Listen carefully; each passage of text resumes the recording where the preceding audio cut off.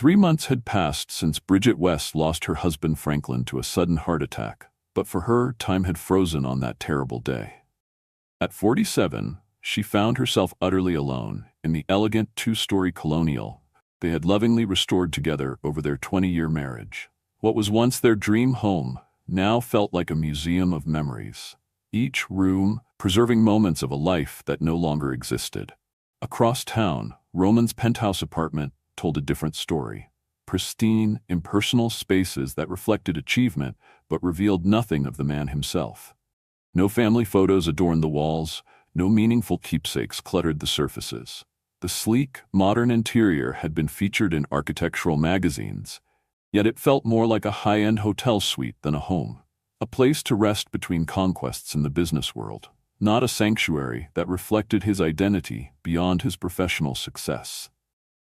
Bridget's career as a librarian had always brought her joy, but she remained on bereavement leave, unable to face the sympathetic glances and well-meaning questions from colleagues. Her mornings followed the same painful ritual, waking up, reaching for Franklin's side of the bed, making coffee for one instead of two, and carefully averting her eyes from the photographs that lined the hallway. That Friday morning, Bridget stood in front of her closet, fingers trembling as she reached for a blouse. The simple act of choosing what to wear suddenly felt overwhelming, and her breathing quickened, her chest tightening as panic clawed at her throat. The room began to spin, walls closing in around her as she sank to the floor, gasping for air. "I can't do this anymore," she whispered to the empty room when the attack finally subsided. "I can't stay here today." Without any clear plan, Bridget grabbed her purse and walked to the nearest bus stop. When the number 42 pulled up, she boarded without hesitation, not caring where it was headed. She just needed to be somewhere, anywhere else. Have you ever needed to escape your own four walls? Drop a house emoji if you felt that kind of suffocation before. Across town, Roman Medellin stood at the floor-to-ceiling windows of his corner office, gazing down at the city sprawled beneath him. At 55, he had built Medellin Enterprises into one of the region's most successful development companies. From this height, people looked like ants, scurrying along predetermined paths, connected to each other in ways Roman hadn't felt in years.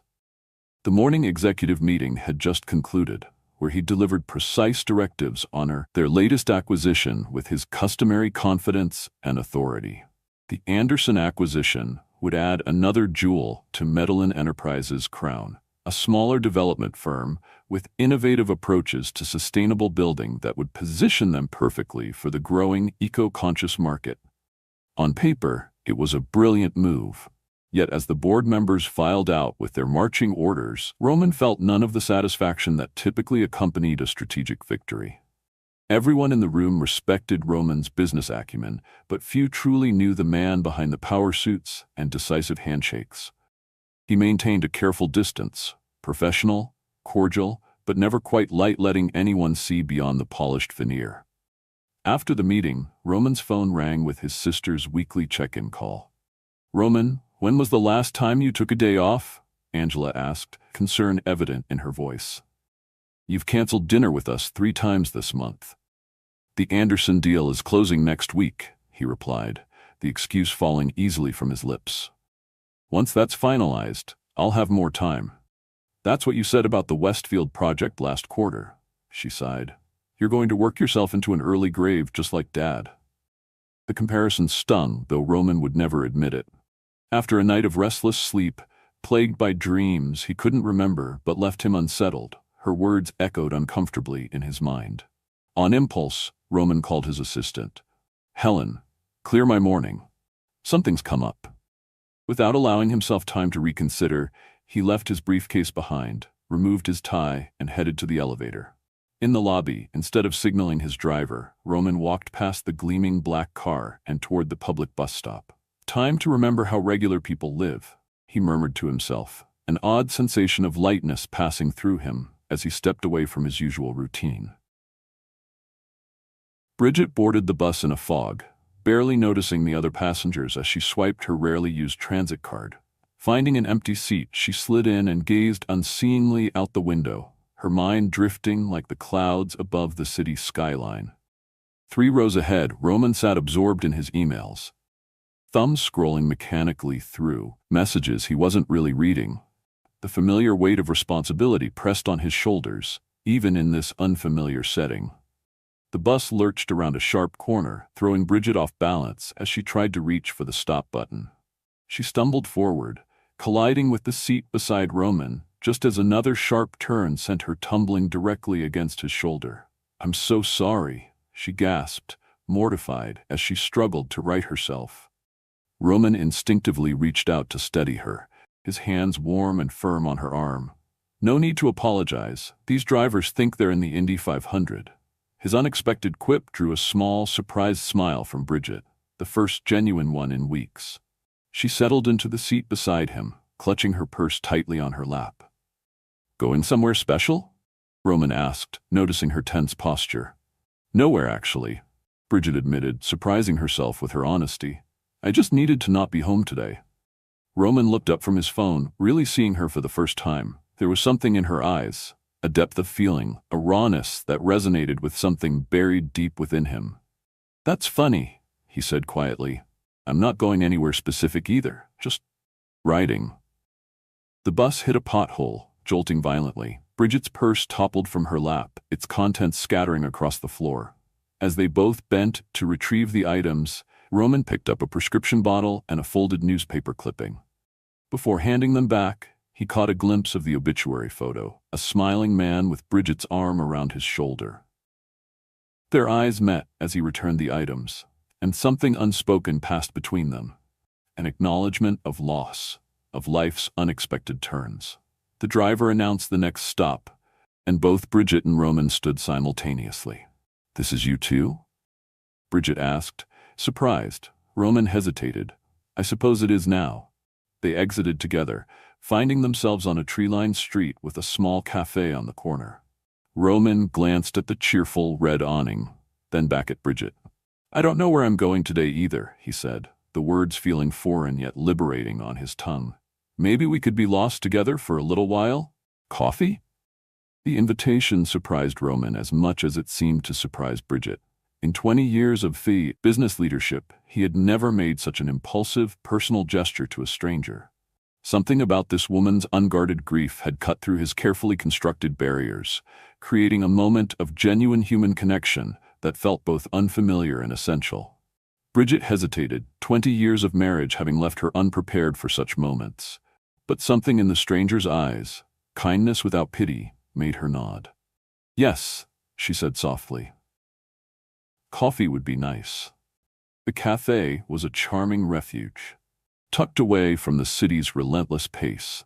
Mismatched vintage chairs surrounded marble-topped tables, and the gentle aroma of freshly ground coffee beans hung in the air.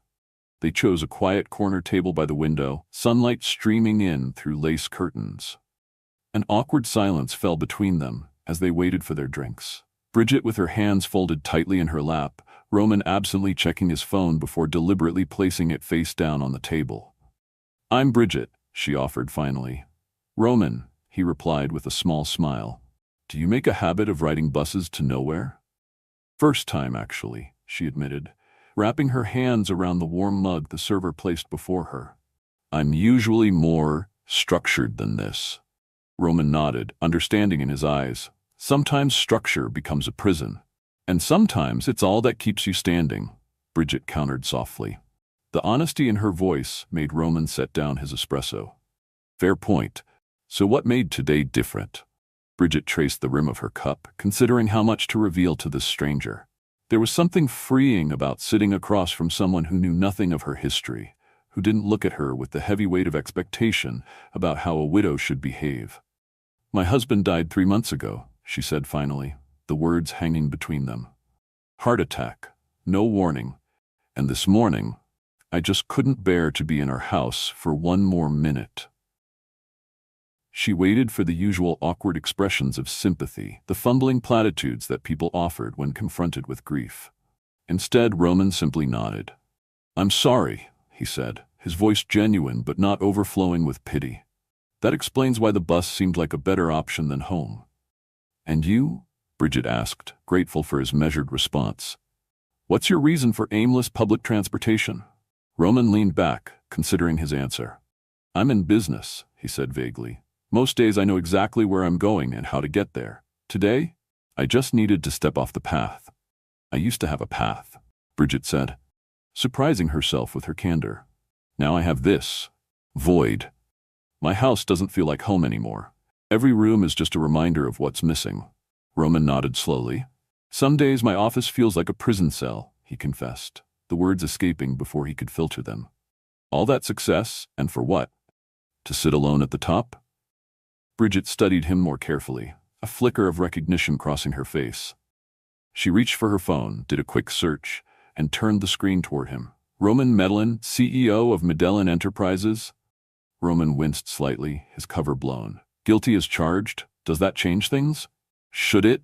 Bridget asked, genuinely curious. Most people treat me differently once they know. He sipped his espresso, eyes never leaving hers. I'm not most people, Bridget replied with unexpected firmness. Not anymore. 3 months ago, I was Bridget West, wife of Franklin, children's librarian with a predictable life. Now I don't know what I am.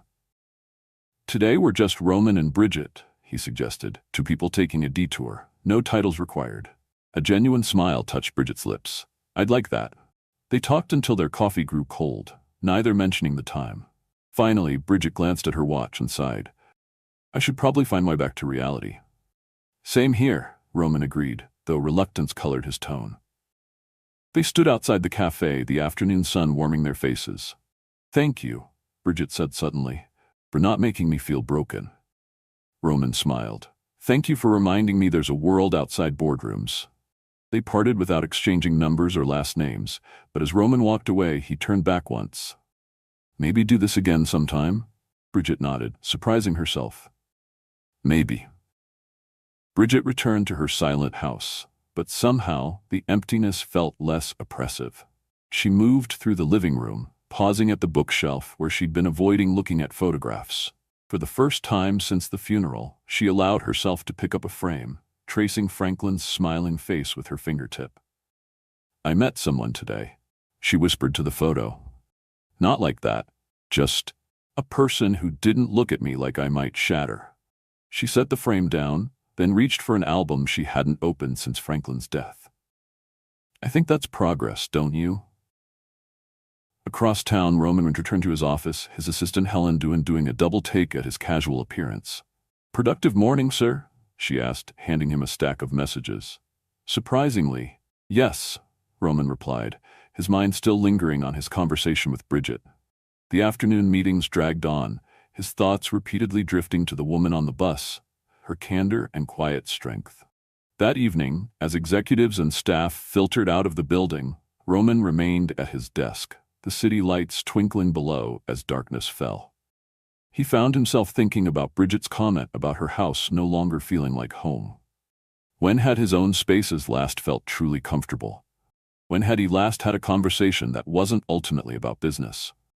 From his wallet, he pulled out the simple white business card Bridget had dropped along with her other belongings.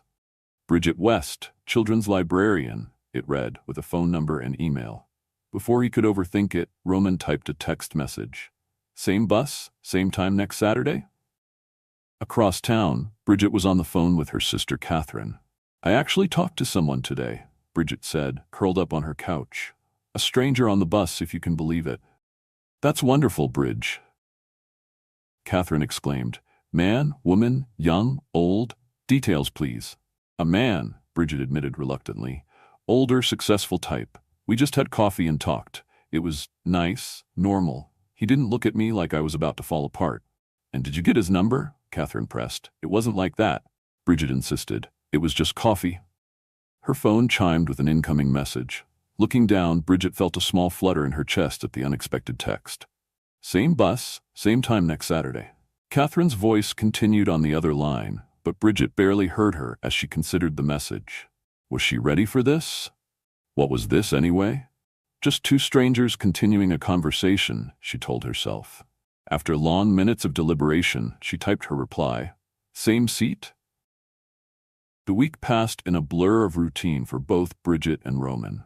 She ventured back to the library for a brief meeting about eventually returning to work. He plowed through negotiations for the Anderson acquisition, making decisions with his usual precision. Though colleagues noticed he left the office before 8 each evening, unusual for the workaholic CEO.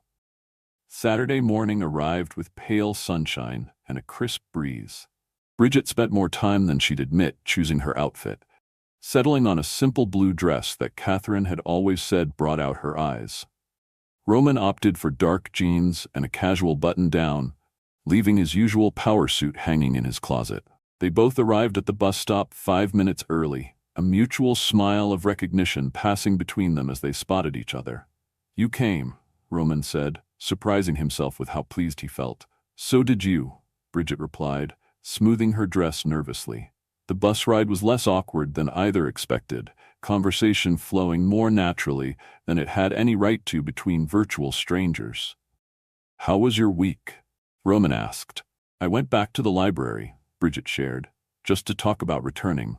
Not quite ready for full-time, but it's a step." "That's significant," Roman said, genuine admiration in his voice. "Steps forward are worth celebrating." As the bus wound through downtown, Roman gestured toward a modern building with sweeping glass curves. "The Nolan Gallery has a new exhibition opening today. Contemporary African-American artists. Would that interest you?" Bridget nodded, touched by his thoughtfulness. "Very much." They wandered through the gallery's bright spaces, pausing before vibrant canvases and striking sculptures. Roman was surprised by Bridget's knowledge, listening intently as she explained the historical context behind various movements represented. "I minored in art history," she explained, seeing his impressed expression. "Before I discovered library science was my true calling." "I know embarrassingly little about art," Roman admitted. "My office walls were decorated by a consultant. I couldn't tell you the names of any artists hanging there." "That seems sad," Bridget said without thinking, then immediately backpedaled. "I'm sorry, that was judgmental." "No, you're right," Roman replied, studying a particularly moving portrait. "It is sad to be surrounded by beauty you never truly see." They stopped before an abstract piece, bold strokes of red and black intertwined with delicate threads of gold. "This one speaks to me," Bridget said softly. "The darkness is so dominant, but those gold lines refuse to be extinguished." Without thinking, she reached out to point to a particular section, her hand briefly touching Roman's arm. The contact lasted only a moment before she pulled back, but both felt the warmth of the connection. "Sorry," she murmured. "Don't be," he replied quietly. The gallery cafe provided a welcome respite after hours of walking. Over sandwiches and sparkling water, their conversation deepened. "Tell me about your family," Bridget asked. Roman's expression shifted subtly. "My father built the company from nothing, expected his children to continue his legacy. Angela, my sister, was smart enough to pursue her own path. I followed in his footsteps, expanded what he started." "Was that what you wanted?" Bridget asked. Roman paused, knife suspended over his plate. "I've never really asked myself that question," he admitted. "Success was the only acceptable outcome in our house." "Franklin and I never had children," Bridget offered. "By choice, initially. We were building careers, renovating our house, traveling.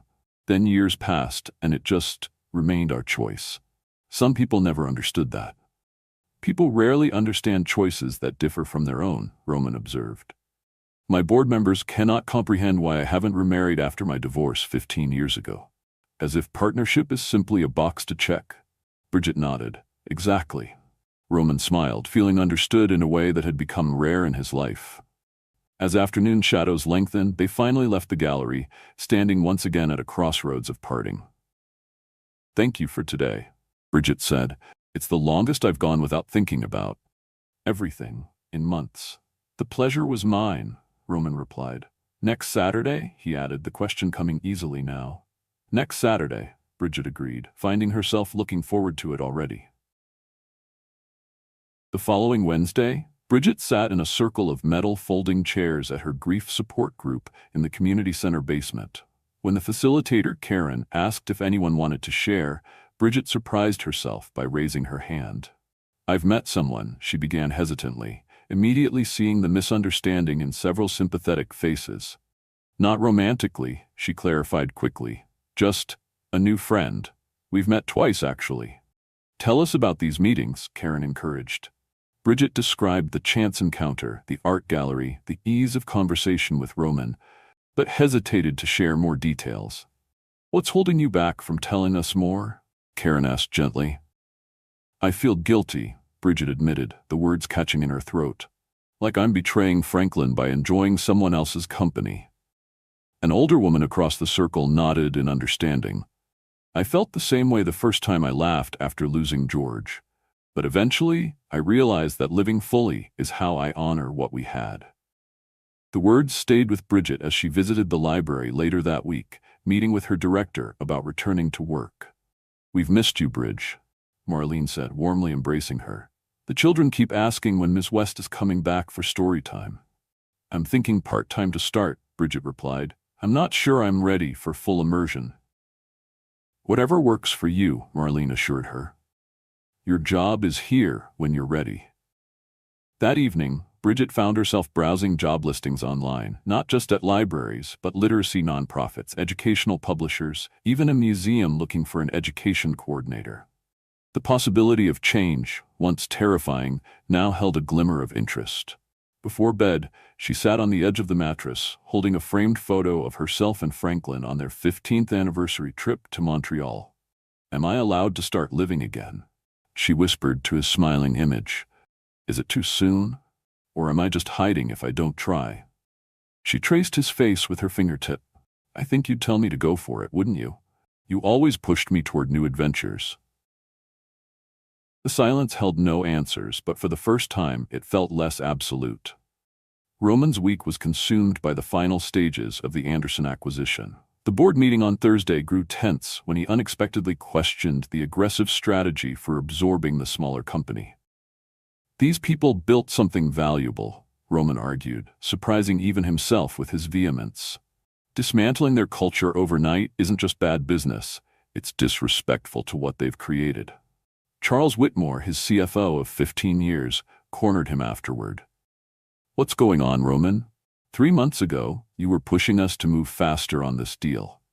I'm simply suggesting we consider the human element, Roman replied, straightening his tie. Preserving what works rather than imposing our way across the board. The human element? Charles repeated incredulously. Who are you, and what have you done with Roman Medellin? The question, though meant in jest, lingered with Roman as he worked late that night. Alone in his office, he opened his desk drawer and withdrew a small silver frame he kept hidden there. Himself, Angela, and their parents at his college graduation. His father's arm was around his shoulder, pride evident despite his customary stern expression. When his phone rang with Angela's name on the display, it felt almost supernatural. I was just thinking about Dad, he admitted when he answered. That's rare, Angela remarked. What brought this on? I've been questioning some of his business philosophies lately, Roman said.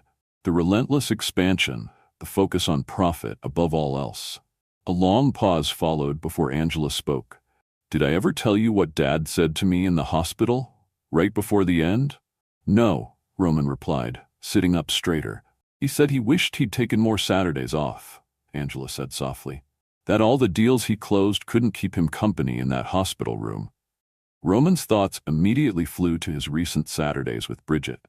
How those simple hours had brought more peace than any successful negotiation. Why are you telling me this now? He asked his sister. Because you've never sounded like you were questioning the path before, Angela replied. It seems important that you know. After hanging up, Roman found himself searching Bridget's name online, discovering articles she'd written for library science journals on making literature accessible to underserved communities. Her passion and intelligence shone through even in academic prose. Before leaving the office, he texted her, "Looking forward to Saturday. Any preferences for our adventure?" Her reply came quickly, "Surprise me. I trust your judgment." 4 simple words that affected him more deeply than he cared to admit. Their third Saturday dawned bright and clear. Instead of meeting at the bus stop, Roman had suggested the botanical gardens on the city's outskirts. Bridget arrived first, pleased with her decision to wear comfortable shoes and a light jacket against the morning chill. She spotted Roman walking up the path, carrying 2 paper cups and a small bakery bag.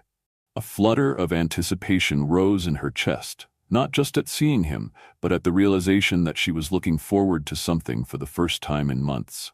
"I brought coffee," he said by way of greeting. "1 cream, no sugar," I remembered from the cafe. "And I brought these," Bridget replied, offering him a small box of pastries from her favorite neighborhood bakery. The almond croissants are life-changing. They shared a laugh at their similar thoughts, the awkwardness of previous meetings fading into comfortable familiarity as they strolled into the gardens. Spring had transformed the landscape into a riot of color and fragrance. As they wandered the winding paths, Bridget named flowers and plants they passed, explaining their origins and meanings. "Japanese maple," she said, pointing to a delicate red-leaf tree. "In their culture, it represents balance and tolerance." "How do you know all this?" Roman asked, genuinely impressed. "Franklin and I were avid gardeners," she explained, the mention of his name coming more easily now. "He handled the vegetables. I was in charge of ornamentals. We spent most weekends covered in dirt." Roman noticed how she spoke of her husband without the raw edge of fresh grief. "He sounds like he was a wonderful partner." "He was," Bridget agreed, her smile tinged with sadness but not overwhelmed by it. "What about you? Any green thumb tendencies hiding behind those CEO credentials?" Roman laughed. "Hardly. My housekeeper tends to the few hardy plants that survive my neglect. But my mother kept a beautiful garden when I was young. Before she got sick, the backyard was her sanctuary." "Tell me about her," Bridget encouraged as they settled on a bench overlooking a koi pond. Roman described his mother's rose garden, how she would cut fresh flowers for the dinner table even on ordinary weeknights, her belief that beauty should be part of everyday life, not just special occasions. "She died when I was 16, he concluded. "Cancer. Dad buried himself in work afterward. I think he was trying to outrun the grief." "Did it work?" Bridget asked quietly. "No," Roman admitted. "It just meant he died with regrets instead of memories." They fell silent, watching the orange and white fish glide beneath the water's surface. The conversation should have felt heavy, but instead it carried a sense of unburdening. As they continued their walk, they came upon a wedding photography session in full swing. A bride in ivory lace posed beneath a flowering cherry tree, her expression radiant as she gazed at her groom. Bridget stopped abruptly, emotion washing over her face. Roman noticed immediately, gently touching her elbow. "We can go another way," he suggested quietly. "No," Bridget said, taking a deep breath. "It's beautiful. It's just... Franklin and I were married in May, under trees not unlike these." Roman didn't offer placating words or try to distract her. Instead, he simply stood beside her, a steady presence as she watched the couple's joy unfold before them. "Thank you," she said after a moment. "For what?" "For not trying to fix my sadness," she replied. "For just letting it be. Nature has healing powers that speak to us in different ways. Drop a blossom emoji if you have a special outdoor place that restores your soul."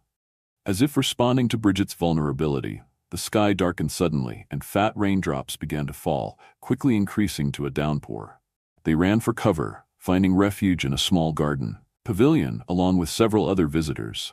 Bridget laughed as she wiped rainwater from her face. "So much for the perfect day." "Who said anything about perfect?" Roman grinned, running a hand through his dampened hair. "I find imperfection much more interesting."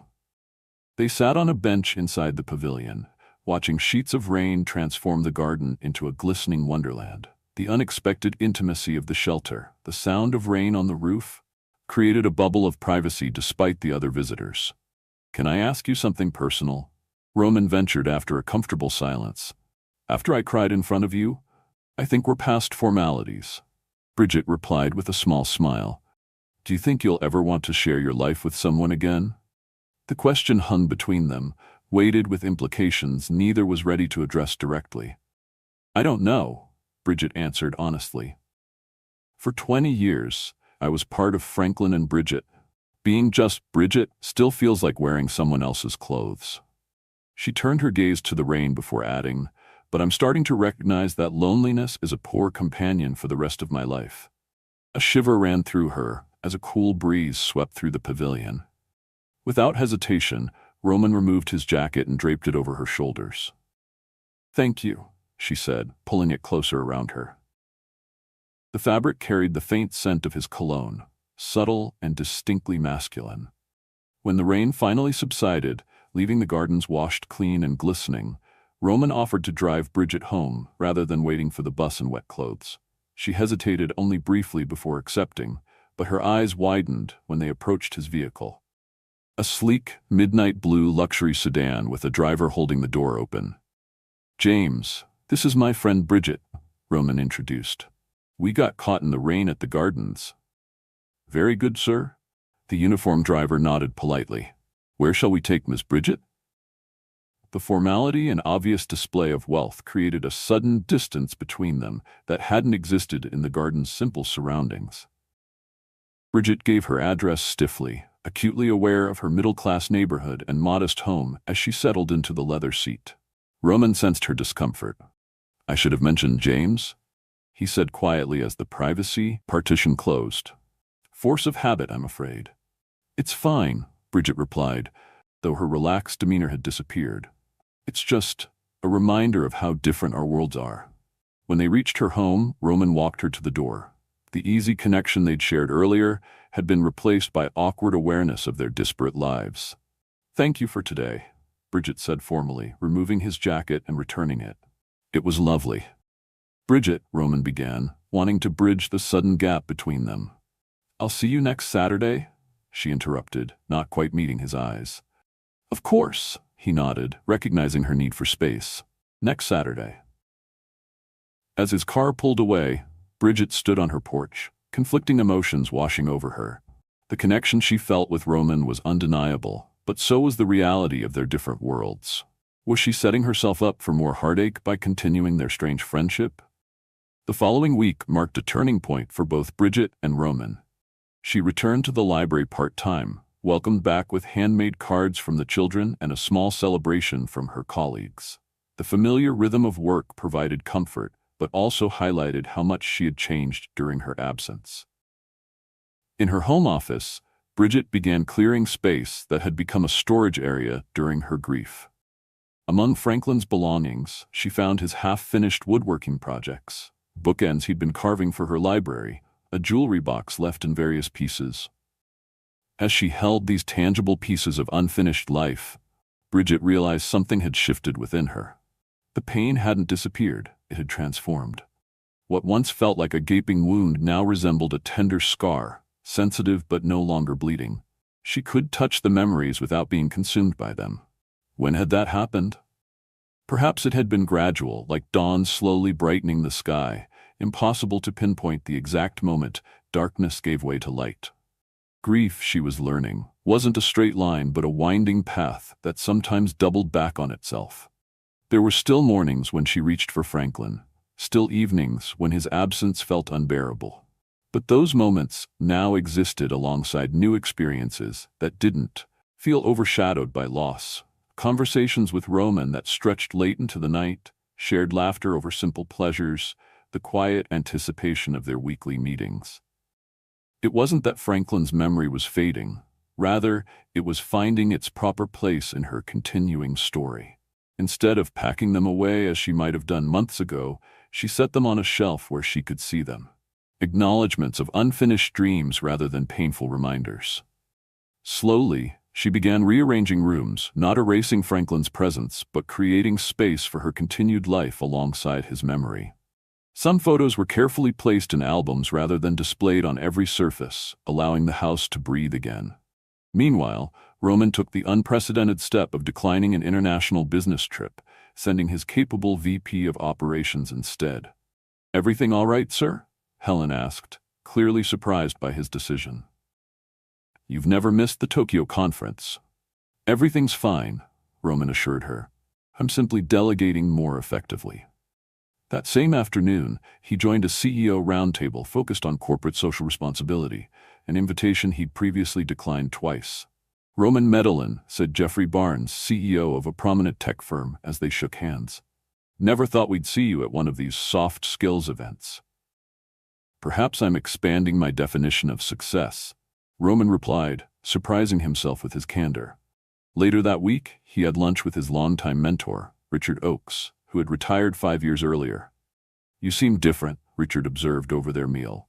"Less driven, but somehow more focused. What's changed?" Roman considered the question carefully. "I've been spending time with someone who sees the world very differently than I do," he admitted. "It's refreshing."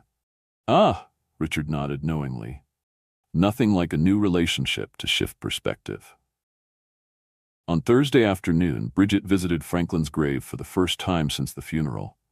She placed a small bouquet of daisies, his favorite, against the polished granite headstone. "I met someone," she said aloud, her voice steady. "His name is Roman. He's nothing like you, successful in ways that would intimidate most people, but somehow lost in all that success." She smiled slightly. "You probably think he's too serious. But he listens, really listens, in a way that makes me feel seen again." A gentle breeze stirred the cemetery's maple trees, sending dappled sunlight dancing across the ground. "I'm not replacing you," she continued, tracing the engraved letters of his name. "I don't think that's even possible, but I'm trying to remember how to live again. I think you'd want that for me." As Saturday approached, both Bridget and Roman found themselves texting more frequently, sharing small moments from their days. Bridget sending a photo of a child's drawing from Storytime, Roman sharing a sunset view from his office window. The ritual of their weekly meetings no longer felt like chance, but choice. Saturday at the farmer's market, Roman suggested on Friday evening, "I thought we might try cooking lunch together afterward." Bridget hesitated only briefly before replying, "That sounds perfect." When Roman arrived at the farmer's market that crisp Saturday morning, Bridget almost didn't recognize him. Gone were the pressed slacks and button-down shirts of previous meetings, replaced by well-worn jeans and a simple gray Henley that softened his usually imposing presence. "You look different," she remarked with a smile as they met by the flower vendor's stall. "Good different or bad different?" he asked, seeming almost boyishly uncertain. "Just real," Bridget replied. "I like it." They wandered through the market's vibrant stalls, filling canvas bags with fresh vegetables, artisanal bread, and locally made cheese. Their conversation flowed easily as they discussed recipes and preferences, their hands occasionally brushing as they reached for the same items. "I confess I had an ulterior motive for suggesting we cook," Roman admitted as they selected ripe tomatoes. "I haven't prepared a meal for myself in years. I'm not sure I remember how." Bridget laughed, the sound carrying across the market. "So I'm to be your cooking instructor?" "I prefer to think of it as a culinary collaboration," he replied with a grin. After completing their shopping, they drove to Bridget's home, this time in Roman's car, but without the driver, a compromise that seemed to ease the previous tension about their different circumstances. "Welcome to my humble abode," Bridget said as she unlocked the front door, suddenly nervous about having Roman see the modest home she'd shared with Franklin. Roman stepped inside, immediately drawn to the wall of bookshelves in the living room. "This is wonderful," he said, eyes scanning the carefully organized volumes. "A true librarian's home." "Franklin built those shelves," Bridget explained, setting down their market bags. "He added a section each year for our anniversary." Roman turned to find himself surrounded by photographs he hadn't noticed initially. Franklin and Bridget hiking in mountains, celebrating holidays, working in their garden, the visual chronicle of their shared life. "He had kind eyes," Roman observed, studying a particularly candid shot of Franklin laughing at something beyond the camera. "He did," Bridget agreed softly. "He found humor in almost everything." Instead of creating awkwardness, the acknowledgement of Franklin's presence seemed to clear the air, making space for their present reality as they moved to the kitchen to prepare lunch. "I'm on chopping duty," Roman declared, rolling up his sleeves. "Even I can't mess that up too badly." They worked side by side in the sun-filled kitchen, Bridget guiding Roman through the steps of making a fresh pasta sauce, while a playlist of jazz standards filled the space between their conversation. "When was the last time you cooked for yourself?" Bridget asked as she showed him how to test the pasta's doneness. "Probably college," Roman admitted. "My ex-wife employed a chef, and after the divorce, it seemed easier to continue with staff than learn domestic skills." "That sounds isolating," Bridget observed. Roman paused, knife suspended over a basil leaf. It is, he acknowledged, the simple admission carrying the weight of years of solitude. Success brings freedom, but also barriers. People either want something from me or are intimidated by my position. Authentic connections become rare. Their hands touched as they both reached for the salt, neither pulling away immediately. I don't want anything from you, Bridget said quietly. I know, Roman replied. That's what makes this so. He searched for the right word. Terrifying? Bridget suggested with a small smile. Precisely. They carried their meal to the back porch, where wisteria vines created a fragrant canopy over a weathered wooden table. The afternoon stretched before them, unhurried and comfortable as they shared the simple meal they'd created together. I've been thinking about stepping back, Roman said as they lingered over coffee. From the CEO position. Bridget's eyebrows rose in surprise. That's a significant change. What brought this on? Saturdays, he said simply. These past few weeks have shown me what I've been missing. I built an empire but forgot to build a life alongside it. What would you do instead? She asked. Advisory role, perhaps, mentoring young entrepreneurs. My father's legacy doesn't have to disappear just because I choose a different path. Bridget nodded thoughtfully. I've been considering changes too. The library has been my haven for 15 years, but lately I've been drawn to literacy outreach programs, bringing books to communities without access. Change is frightening, Roman observed, but staying static out of fear seems worse. They sat in companionable silence as afternoon shadows lengthened across the garden, neither wanting to end their time together. Franklin and I used to sit here every evening, Bridget said finally. It was our ritual. Now I find myself creating new rituals. With me, Roman added quietly. Yes, she acknowledged, meeting his eyes directly. With you. As Roman prepared to leave, they lingered at the front door, the day's intimacy creating an invisible current between them. Thank you, Roman said earnestly, for letting me into your home, your life. Thank you for reminding me I still have one, Bridget replied.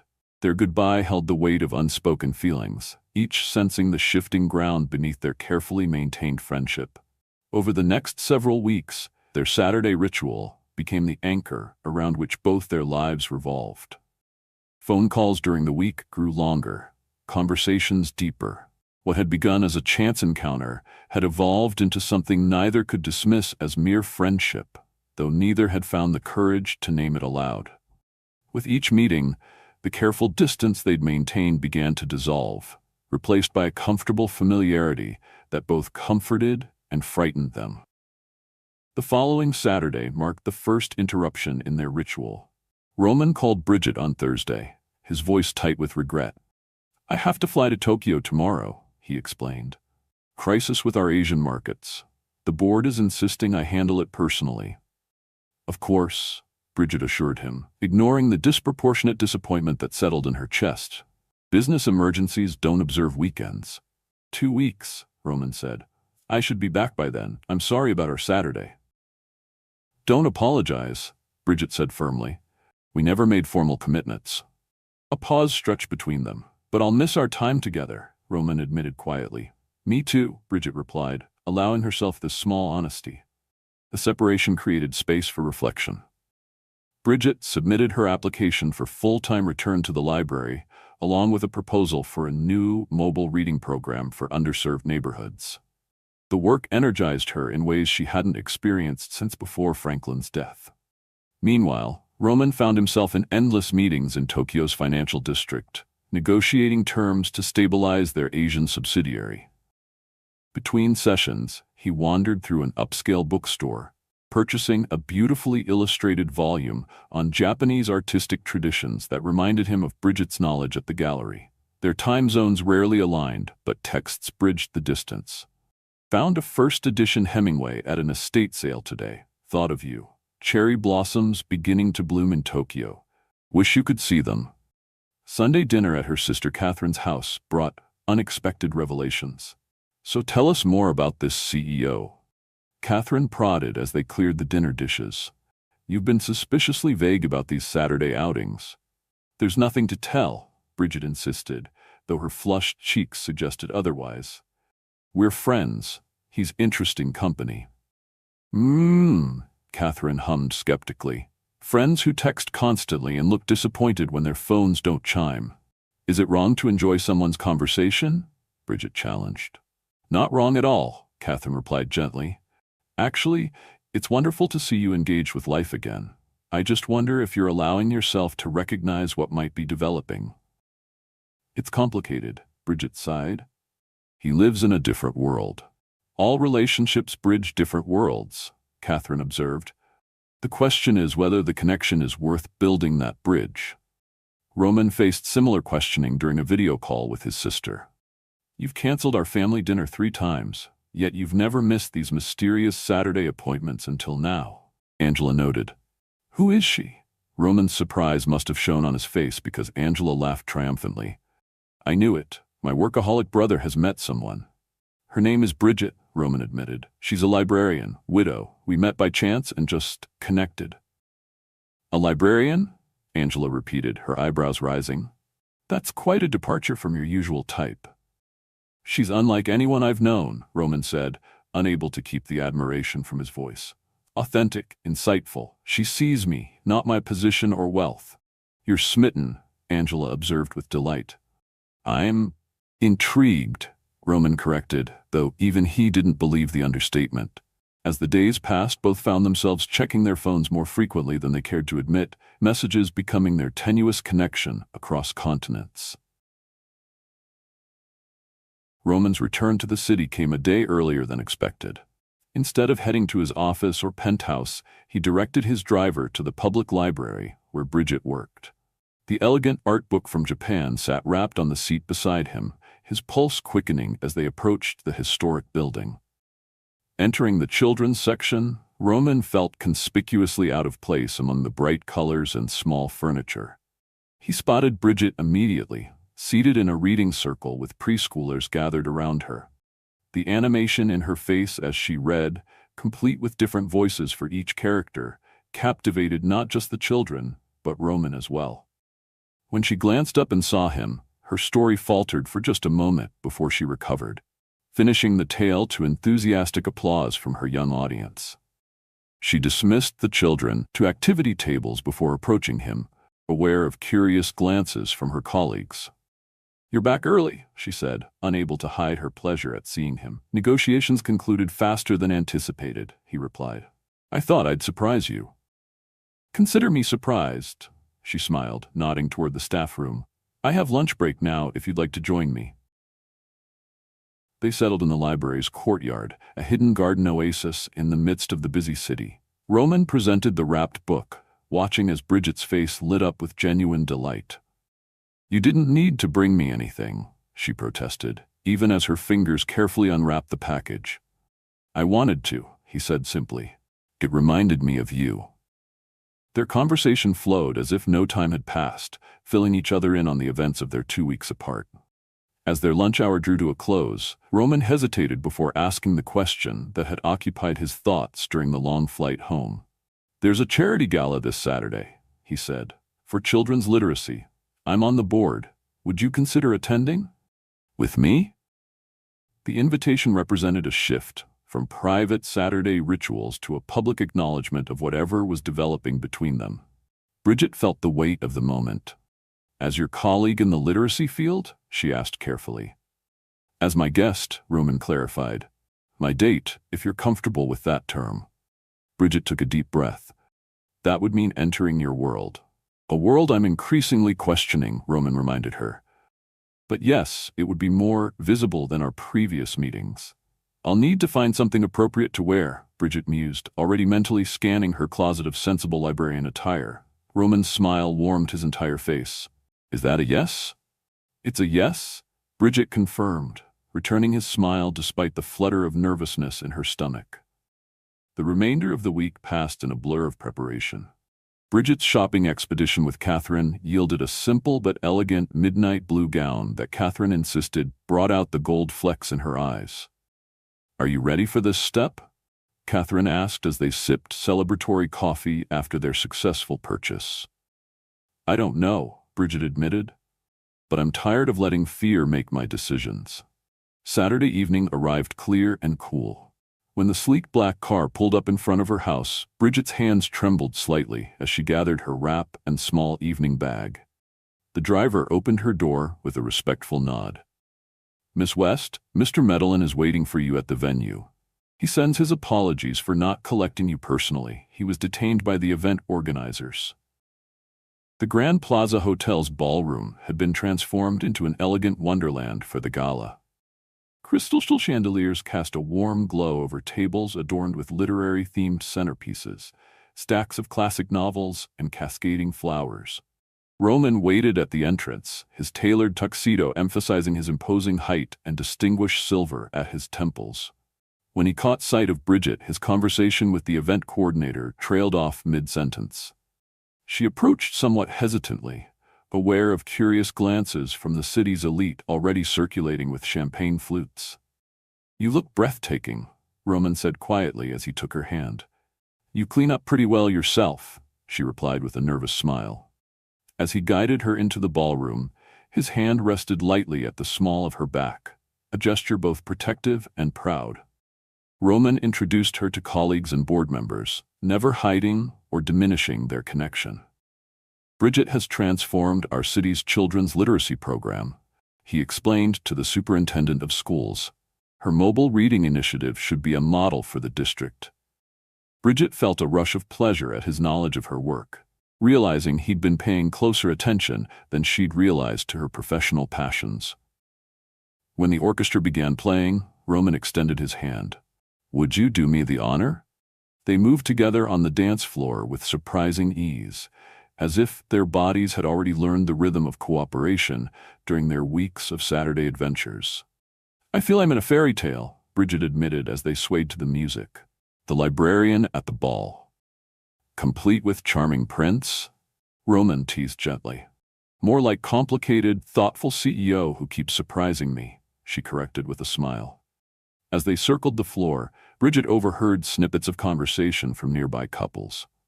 "Medellin's new companion. Wonder how long this one will last." Quite a step down from his usual type. The words stung unexpectedly, reality intruding on their carefully constructed Saturday bubble. Roman, attuned to the subtle change in her posture, followed her gaze to the gossiping couples. "Ignore them," he murmured. "They know nothing about what matters." But the moment had broken something fragile, and Bridget felt suddenly self-conscious. "I need some air," she whispered, stepping back from his embrace. She found her way to a terrace overlooking the hotel's illuminated gardens, breathing deeply to steady herself. The night air carried the scent of roses and distant music. Roman found her there minutes later, concern evident in his expression. "I'm sorry about that," he said, coming to stand beside her at the stone balustrade. "The social circles I've moved in, they're not known for their kindness." Bridget gazed out at the gardens, gathering her thoughts. "It made me realize how different our worlds are. I belong among library stacks and children's reading circles, not charity galas and champagne receptions. And yet," Roman said quietly, "you seem more at home here than I've ever felt." He turned toward her, the distant music fading to insignificance. "Do you know what I see when I look at you tonight? Not someone out of place, but someone who reminds me what authenticity looks like in a world of careful facades." Bridget sighed. "I just realized I've been living in a fantasy of Saturday afternoons. This is your real world. Galas and gossip and social hierarchies." "No," Roman said firmly. "That world inside there, that's the illusion. What we've built on our Saturdays, that's the most real thing I've experienced in decades." He turned to face her directly, moonlight silvering his features. "I'm afraid," he admitted, the vulnerability in his voice touching something deep within her. "Of what?" Bridget asked softly. "Of what happens if I don't tell you how I feel," he answered. "Of losing what we've found before we've truly explored it. And I'm afraid of what happens if I let myself care about you," Bridget whispered, finally giving voice to the fear that had been growing alongside her feelings. "I know," Roman acknowledged. "Caring means risking loss again." "But Bridget," he reached for her hand, enfolding it in his larger one. "Some risks are worth taking." In the silver moonlight, with the music drifting faintly from behind closed doors, Roman lowered his head slowly, giving her every chance to turn away. Instead, Bridget rose slightly on her toes, closing the distance between them. Their first kiss held the tender hesitation of new beginnings and the depth of two souls who had lived enough to recognize something rare when they found it. The morning after the gala, Bridget stood at her bedroom window, watching sunlight filter through the maple tree in her yard. The evening replayed in her mind, the dancing, the kiss, the quiet conversation that followed as Roman drove her home. They had agreed to take things slowly, respecting the complexity of their situation. Across town, Roman sat on his terrace with morning coffee, fielding a call from his sister. "So, how was it?" Angela demanded without preamble. "It was transformative," Roman replied, unable to keep the contentment from his voice. "I need details, brother dear," Angela pressed. "Did she enjoy the gala? Did you dance? Did you kiss her goodnight?" Roman laughed. "Yes to all three, and that's all the information you're getting." "You're different," Angela observed, her tone softening. "Happier. I like it." Their first official date outside of their Saturday ritual took place midweek. Dinner at a small neighborhood restaurant Bridget had always loved. Roman arrived without driver or assistant, dressed casually and carrying a simple bouquet of wildflowers. "No roses?" the restaurant owner teased as he showed them to their table. "Bridget prefers native plants," Roman replied with such certainty that Bridget felt a rush of pleasure at being truly seen. The evening unfolded naturally, their conversation deepening as they navigated this new phase of their relationship. When Roman walked her to her door afterward, their goodnight kiss lingered with promise. The following week brought another milestone, Roman joining Bridget for her family's Sunday dinner. Unlike the polished networking events that populated his calendar, this gathering hummed with genuine warmth.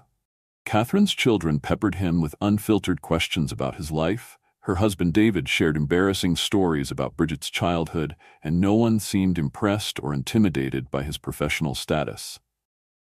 "So you met on a bus?" David asked as they helped clear the table. "That's refreshingly normal for a CEO." "Most meaningful things happen in ordinary moments," Roman replied, his glance toward Bridget carrying layers of private meaning. In that instant, surrounded by mismatched dishes and easy laughter, Roman recognized what had been missing from his carefully constructed life, the beautiful chaos of authentic connection. Afterward, as they drove home, Bridget asked the question that had been on her mind. "Was that strange for you? Our chaotic family dinner compared to your usual Sunday evenings?" "Strange, yes," Roman admitted, "but wonderful. There was so much life in that house. Real conversation. Genuine interest." He paused before adding, "My family dinners growing up were formal affairs, performance evaluations disguised as meals." 2 weeks later, Bridget attended her first dinner with Roman's family. Angela embraced her immediately, while her husband Michael engaged her in conversation about her literacy initiatives. Only Roman's teenage niece Zoe maintained a cool distance, watching their interaction with skeptical eyes. "She'll come around," Angela assured Bridget later. "She's protective of her uncle. Too many society women have seen him as a prize rather than a person." "I can understand that," Bridget replied, watching Roman across the room as he listened intently to his nephew's story. "He's rather extraordinary when you get past the CEO facade." Their physical relationship progressed with mutual respect and careful consideration. Roman never pressured, understanding Bridget's need to honor her marriage while embracing new feelings. Bridget appreciated his patience, recognizing that true intimacy was building between them, moment by moment, conversation by conversation. During a rainy Thursday evening at Bridget's house, they discussed their needs openly. "I don't want to replace what you had with Franklin," Roman said as they sat on her couch, fingers intertwined. "That relationship made you who you are today, the woman I've come to care for deeply." Bridget rested her head against his shoulder. "And I don't want to be another acquisition or achievement. I need to know this isn't just a novelty for you, the humble librarian who treats you normally.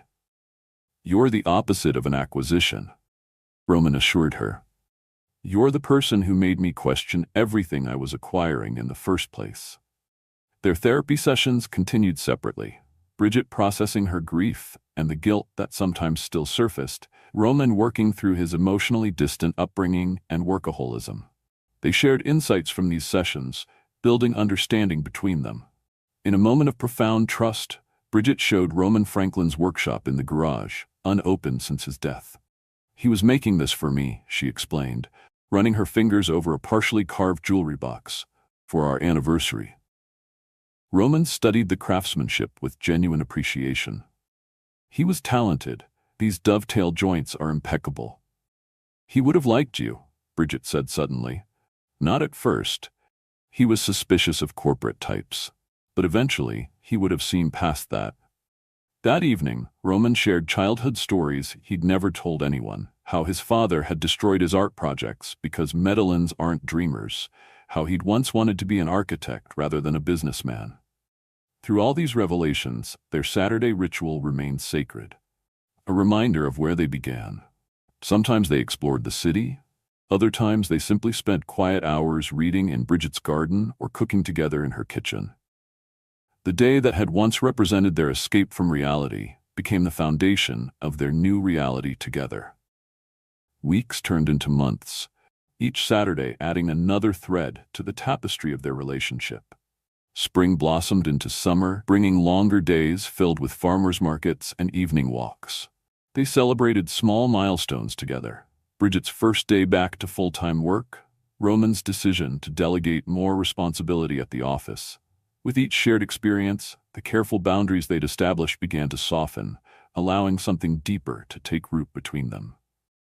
6 months passed, seasons changing as their relationship deepened and transformed.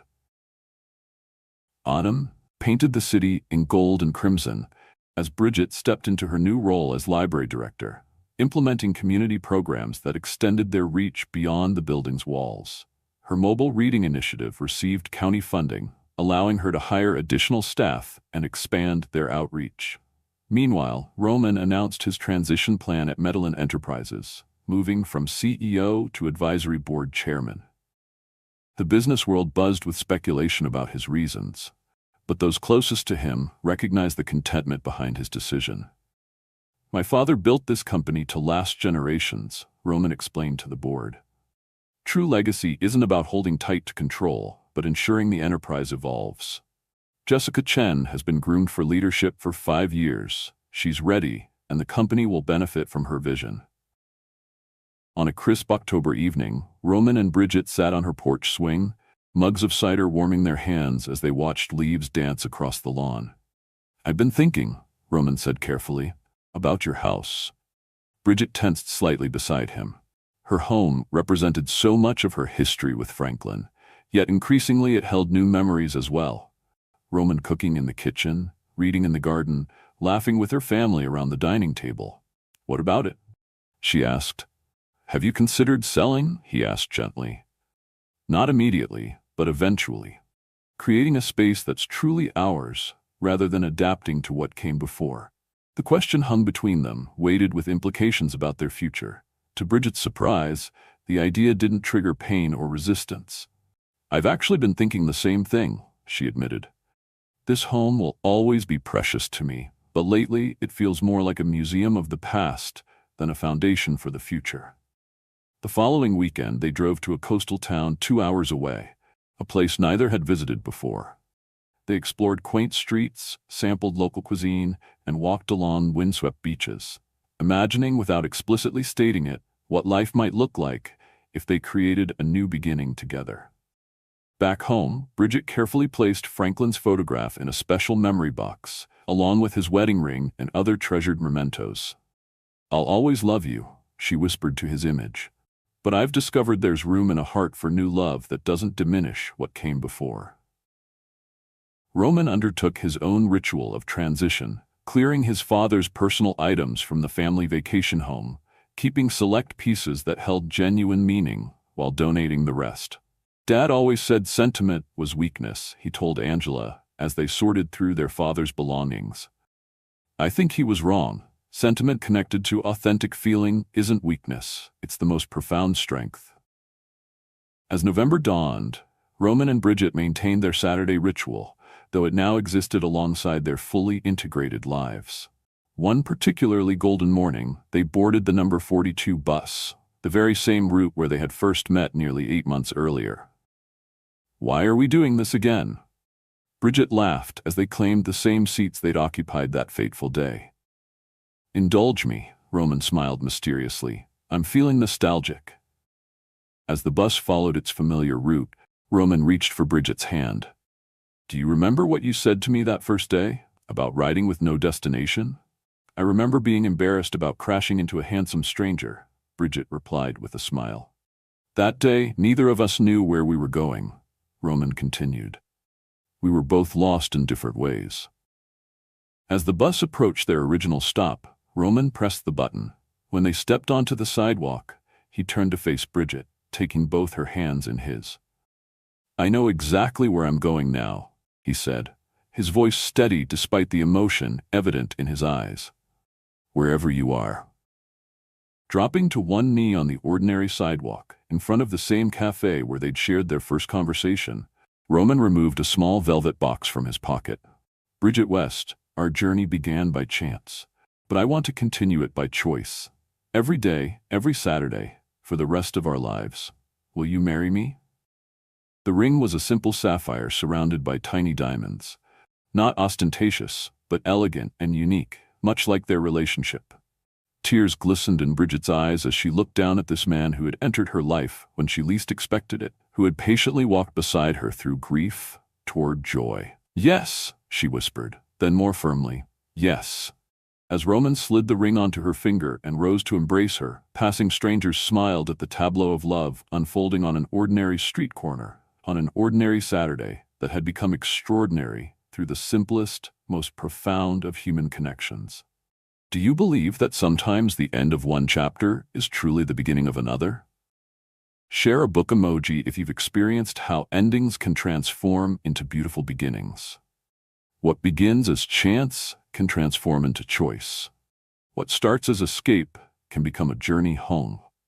Bridget and Roman found each other when they least expected connection, when grief and success had isolated them in different ways.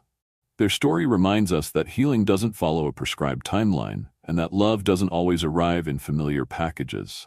Sometimes it boards a city bus on a random Saturday, sits beside us when we're looking elsewhere, and patiently waits for us to notice its presence. For Bridget, allowing new love didn't diminish what came before. For Roman, true success wasn't measured in acquisitions, but in authentic connection. Together, they discovered that two incomplete journeys could merge to create a path neither could have imagined alone. 1 year after their first meeting, Bridget and Roman still boarded the number 42 bus every Saturday morning, not from necessity or escape, but as a conscious ritual, a reminder of how far they had come and how unexpectedly life can change when we have the courage to step off our predetermined routes. If this story touched your heart, please hit that like button and subscribe for more stories that remind us of the healing power of human connection. And if you know someone who needs this message today, share it with them as a gift of hope. Until next time, my beautiful Royal Story family, remember that your own story is still being written, and the next chapter might begin in the most unexpected way. This is Sage King, wishing you love, healing, and magical new beginnings. See you tomorrow.